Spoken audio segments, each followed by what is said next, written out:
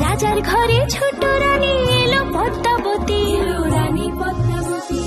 রাজার আরো 6টি রানীর ছিল না সন্তান, পদ্মাবতীর কোলালোতে মিলল সমাধান।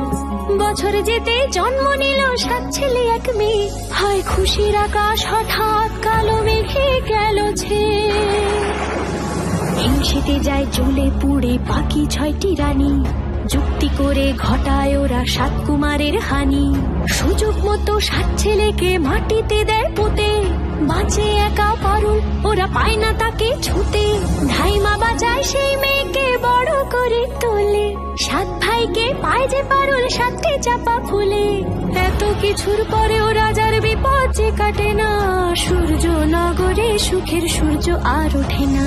হিংসা বিবাদ বিচ্ছেদ আর প্রেমের কাহিনীতে পারুল বোন কি পারবে 7 ভাই চম্পাকে জাগাতে।